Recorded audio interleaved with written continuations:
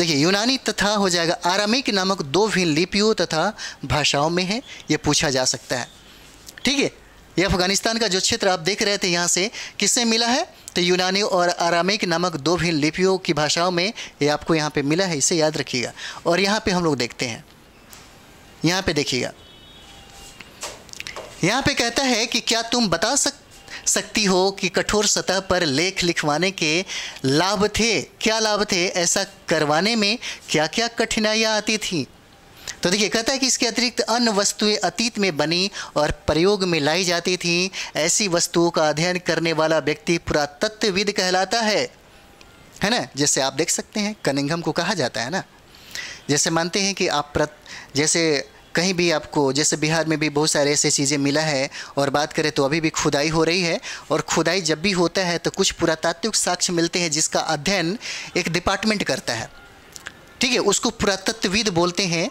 ठीक है, वही बताते हैं कि यहाँ पे ऐसी घटना घटी थी, ये हुआ था, वो हुआ था। ठीक है, तो कहता है कि पुरातत्वविद पत्थर और ईंट से बनी इमारतों के अवशेषों, चित्रों तथा मूर्तियों का अध्ययन करते हैं। वे औजारों, हथियारों, बर्तनों, आभूषणों, देखिए आभूषणों तथा सिक्कों की प्राप्ति के लिए छानबीन तथा खुदाई भी करते हैं। इनमें से कुछ वस्तुएं पत्थर, पक्की मिट्टी, कुछ धातु की बनी हो सकती हैं। ऐसे तत्व कठोर तथा जल्दी नष्ट होने वाले होते हैं। अब आप यहाँ पे देख सकते हैं, यहाँ पे देखिएगा, ये आपको दिख रहा होगा। ठीक है, यहाँ पे देखिए आपको मृदभांड दिख रहा होगा, सिक्का दिख रहा होगा। तो यहाँ पे देखिए कहता है कि बाएं एक प्राचीन नगर से प्राप्त पात्र, इस तरह के पात्रों का प्रयोग 4700 वर्ष पूर्व होता था। एक पुराना चांदी का सिक्का, इस तरह के सिक्कों का प्रयोग लगभग 2500 वर्ष पूर्व होता था। हमारे द्वारा आज प्रयोग में आने वाले सिक्कों से यह सिक्का कैसे भिन्न है, देख लीजिए। ठीक है, तो हमारे व्यापार का एक मुद्रा हो जाता था। और हम लोग मृदभांड की अगर बात करें, जहाँ पे वस्तुओं को रखने का जो सामग्री था यही हुआ करता था। ठीक है, इस चीज़ से हम लोग आज भी बहुत ऐसे गांव में अगर जाएंगे तो इस चीज़ को आप देख सकते हैं। ठीक है, यहाँ भी मिट्टी के बर्तन बनाए जाते हैं और बहुत ही अच्छे तरीके से चित्रकारी किया जाता है उस पर भी। और उस समय के प्राचीन की अगर बात करें तो यही कहता है कि प्राचीन काल में भी आप मृदभांड और सिक्कों का भी अध्ययन, देखिए आपके सामने दिख भी रहा है। आज के समय में क्या होता है कि स्टडी करने के लिए किताबों से कम लोग ज़्यादा से ज़्यादा देखना पसंद करते हैं। तो देखिए, ये देखने से क्या होता है ना कि बहुत सी चीज़ें आभास हो जाता है, जानकारी मतलब समझिए कि आपके पास इकट्ठा होने लगती है। ठीक है, यही सब चीज़ें आपको बताना चाह रहा है। सब चीज़ें को हम लोग आगे अध्ययन करेंगे। तो देखिए कहता है यहाँ पे कि पुरातत्वविद जानवरों, चिड़ियों तथा मछलियों की हड्डियाँ भी ढूंढते हैं। क्यों ढूंढते हैं? ताकि उनसे ये पता चल जाए कि लोग किस तरीके से भोजन करते थे, कौन से पंछियों को मतलब किस किस का प्रयोग करते थे अपने खाने पीने में, अतीत में लोग क्या खाते थे। वनस्पतियों के अवशेष बहुत मुश्किल से बच पाते हैं। यदि अन्न के दाने अथवा लकड़ी के टुकड़े जल जाते हैं तो वे जले हुए रूप से बचे रहते हैं। क्या पुरातत्वविदों को बहुधा कपड़ों के अवशेष मिलते होंगे?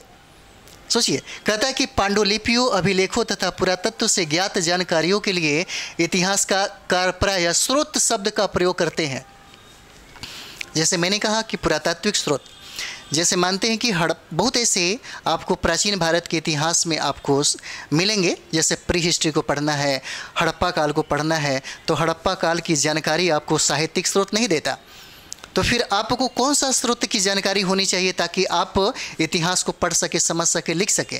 तो वो स्रोत हो जाता है हम लोग का पुरातात्विक साक्ष्य। और पुरातात्विक साक्ष्यों में अगर बात कर दी जाए तो मुहर हो जाता है, सिक्का हो जाता है, मृदभांड हो जाता है, कुल्हाड़ी हो जाता है, पत्थर के बनाए चीज़ें हो जाते हैं, हड्डियों के बनाए हो जाते हैं, मृण मूर्तियाँ हो जाती हैं। ठीक है, ये सारी चीज़ें आपको वहाँ पर मिलेगा और ये पुरातात्विक स्रोत हो जाते हैं, याद रखिएगा। ठीक है, इतिहासकार उन्हें कहते हैं जो अतीत का अध्ययन करते हैं। ठीक है, स्रोत के प्राप्त होते ही अतीत के बारे में पढ़ना बहुत रोचक हो जाता है, क्योंकि इन स्रोतों की सहायता से हम धीरे धीरे अतीत का पुनर्निर्माण करते जाते हैं। अतः इतिहासकार तथा पुरातत्वविद उन जासूसों की तरह हैं जो इन सभी स्रोतों का प्रयोग सुराग के रूप में कर अतीत को जानने का क्या करते हैं, प्रयास करते हैं। ठीक है, अतीत एक या अनेक, क्या कहता है, अतीत एक या अनेक की अगर बात करें यहाँ पे, अतीत एक या, क्या तुमने इस पुस्तक के शीर्षक हमारे अतीत पर ध्यान दिया है? यहाँ अतीत शब्द का प्रयोग बहुवचन के रूप में किया गया है। ऐसा इस तथ्य देखिए, इस तथ्य की ओर ध्यान दिलाने के लिए किया गया है कि अलग अलग समूह के लोगों के लिए इस अतीत के अलग अलग मायने थे। उदाहरण के लिए पशुपालकों, कृषकों का जीवन राजाओं तथा रानियों के जीवन से तथा व्यापारियों का जीवन शिल्पकारों के जीवन से बहुत भिन्न था, जैसा कि हम आज भी देख सकते हैं। बिल्कुल सही है। आज भी देखिएगा, जैसे हमारे भारत में अभी भी गरीबी का स्तर उतना ही ज़्यादा है जितना अमीरी का अपना क्षेत्र हो जाता है। जैसे देखिएगा, अभी बहुत अच्छी बात है, एक तरीके से हर सिक्कों का दो पहलू होता है। अगर जातीय जनगणना पे जिक्र करेंगे तो आपको ये पता चलेगा कि अब आपको समझ में आएगा कि 90% जो हिस्सा है किसने इसको अपना लिया, और जिनकी आबादी 90% से कहीं ज़्यादा है उनको मात्र 10% ही हिस्सेदारी मिला था। अब क्या होगा कि लोगों की बात समझ में आ गई, अच्छा ठीक है, अब SC ST के लगभग 19-20% जनसंख्या हो गई है। अगर मानते हैं कि 36% या जो भी मतलब पिछड़े जाति या OBC के जो लोग हैं, अब उनकी आबादी इतना हो गया है, तब वो ढूंढेंगे ना, अब वो ढूंढेंगे कि बताइए हमारे समाज के लोगों में क्या SC ST वाले, SC की बात करें तो क्या SC समाज के लोग हाई कोर्ट में, सुप्रीम कोर्ट में, न्यायपालिका में, कार्यपालिका में, विधायिका में CM मतलब DM हो जाएंगे, IPS ऑफिसर हो जाएंगे, प्रोफेसर हो जाएंगे, डॉक्टर इंजीनियर हो जाएंगे, कितने हैं अब वो खोजेंगे, है ना। तो इसी तरीके से बात हो रहा था कि अब एक तरीके से देखिए तो समाज का विकास अधिकतर हो जाएगा। अब ये समझ में आता है कि अच्छा ठीक है, इनके हिस्सा भी, ये कहा जाता है कि 10% लोग क्या करते थे, इनके सारे हिस्से को क्या करते थे, खा जाते थे। अब जब इन लोगों को एहसास हो जाएगा कि हमारी आबादी इतनी है, ठीक है, तो वो लोग अपना मांग करेंगे कि अब हम इतना मतलब सीटें देनी चाहिए ताकि हमारे समाज में तरक्की हो, विकास हो और मुख्य धारा में हम क्या कर सके, जुड़ सके। ठीक है, तो जो व्यक्ति 10% है, वो 10% वाले लोग 90% क्या है, संसाधन पे जो अधिकार जमाए हुए हैं बिना मतलब के, और यही वजह है कि खाई बन जाता है किसका, गरीबी और अमीरी का। और यही चीज़ें आपको बता रहे हैं यहाँ पे, ठीक है, यही चीज़ें आपको यहाँ पे बता रहा है, ठीक है, और हम आपको इस तरीके से समझें, ठीक है। तो यहाँ देखिए, कहता है जैसा कि हम आज देखते हैं, उस समय भी देश के अलग अलग हिस्सों में लोग अलग अलग व्यवहारों और रीति रिवाजों का पालन करते थे। उदाहरण के लिए आज अंडमान द्वीप के अधिकांश लोग अपना भोजन, देखिए मैंने कहा था, मछलियाँ पकड़कर, शिकार करके तथा फल फूल के संग्रह द्वारा प्राप्त करते हैं। इसके विपरीत शहरों में रहने वाले लोग खाद्य आपूर्ति के लिए अन्य व्यक्तियों पर निर्भर करते हैं। इस तरह के भेद अतीत में भी विद्यमान थे। ये आपकी पुरानी बात नहीं है, ठीक है, लेकिन जिस मॉडल को हम लोगों ने अपनाया, इसकी बहुत बड़ी चर्चा है। हम लोग हर क्लास में इस तरह से चर्चा करेंगे, क्योंकि जब हम लोग जिस मॉडल की बात करेंगे लोकतंत्र की, हमारे भारत में अंबेडकर के द्वारा गजब का लोकतंत्र लिखा गया। अगर हम लोग संविधान को बेहतर तरीके से अगर लागू कर दें तो कभी भी कोई भी आदमी दुखी नहीं होगा, इतना तो बात है। लेकिन बात यह है कि इस सत्ता पे बैठने वाला कोई ऐसा बंदा है जो संविधान के मूल भाव को नहीं समझ पाता। वो अपने धार्मिक दृष्टिकोण से इस चीज़ को क्या करता है, समझिए कि हैंडल करता है, जिसके वजह से समाज में तनाव पैदा हो जाती है। इसीलिए अंबेडकर ने कहा था कि सत्ता पे बैठने वाला व्यक्ति वैसा होगा जैसा, मतलब वैसे ही हमारा संविधान का उपयोग दुरुपयोग करेगा, ठीक है। तो मतलब ये सारी चीज़ें हैं, मतलब कहने वाली बात है, ठीक है। तो यहाँ पे हम लोग देखेंगे, अब देखिए कहता है यहाँ पे कि इसके अतिरिक्त एक अन्य तरह का भेद है। उस समय शासक अपनी विजयों का लेखा जोखा रखते थे। यही कारण है कि हम उन शासकों तथा उनके द्वारा लड़ी जाने वाली लड़ाइयों के बारे में काफ़ी कुछ जानते हैं, जबकि शिकारी, मछुआरे, संग्राहक, कृषक अथवा पशुपालक जैसे आम आदमी प्राय अपने कार्यों का लेखा जोखा नहीं रखते थे। पुरातत्व की सहायता से हमें उनके जीवन को जानने में मदद मिलती है, हालांकि अभी भी इनके बारे में बहुत कुछ जानना शेष है। देखिएगा, कुछ विशेष लोग थे, उन्हीं के बारे में जानने का मौका मिला और इतिहासकारों ने उन्हीं के बारे में लिखा। लेकिन हमारे भारत के प्रधानमंत्री नरेंद्र मोदी के द्वारा जो अमृत महोत्सव मनाई जा रही थी, उन्हीं लोगों पे ज़्यादा फोकस किया जा रहा था जो कहीं ना कहीं इतिहास से गौन हो गए थे, इतिहास के पन्नों से महरूम हो गए थे। उन्हीं के बारे में निकाल के बात बताई जा रही थी। ये बहुत अच्छी बात थी, ठीक है। अब देखिएगा जो कहता है कि हालांकि अभी भी इनके बारे में बहुत कुछ जानना क्या है, शेष है, ठीक है, अब देखिए कहता है कि तिथियों का मतलब क्या है। ठीक है, कहता है तिथियों का मतलब क्या है, तो समझ जाइए यहाँ पे। अब यहाँ पे देखिए कहता है कि अगर कोई तुमसे तिथि के विषय में पूछे तो तुम शायद उन दिन की तारीख, माह, वर्ष जैसे कि 2000 या इसी तरह का कोई और वर्ष बताओगे। वर्ष की यह गणना ईसाई धर्म प्रवर्तक ईसा मसीह के, अब आपको बता देते हैं। जैसे कहने का मतलब है कि यहाँ पे एक हो जाता है आपका BC, एक हो जाता है आपका AD हो जाता है, तो इसको बिफोर क्राइस्ट बोलते हैं। ठीक है, यानी कि कहते हैं कि ईसा मसीह के जन्म के जो पूर्व है उसको ईसा पूर्व कहा जाता है। क्या बोलते हैं, इसको BC बोलते हैं।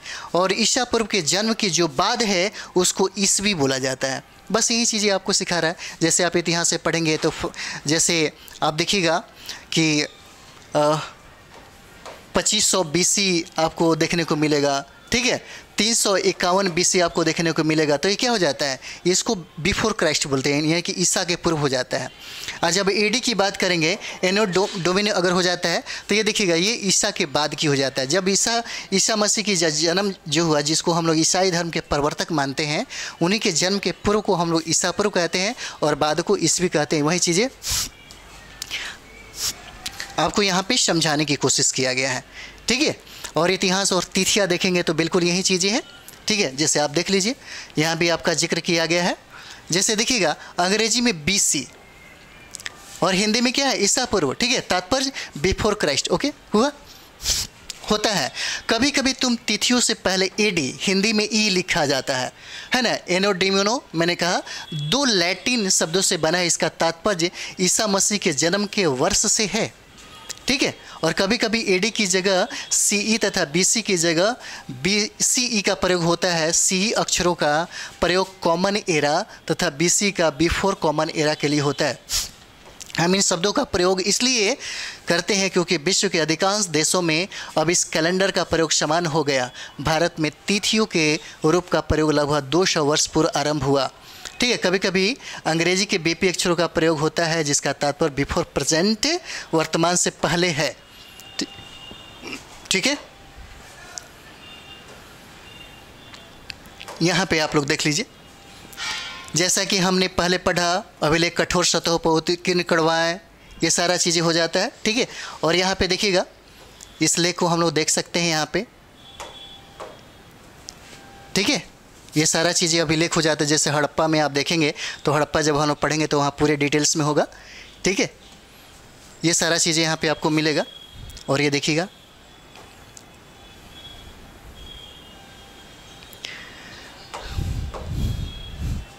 ठीक है, तो यहाँ पे देखिए मिस्र के उत्तरी तट पर रोसेटा नाम का एक कस्बा है। यहाँ के एक ऐसे उत्कीर्ण पत्थर मिला है जिस पर एक ही लेख 3 भाषाओं तथा लिपियों, कौन सा, यूनानी मिस्री लिपि के 2 प्रकारों में है।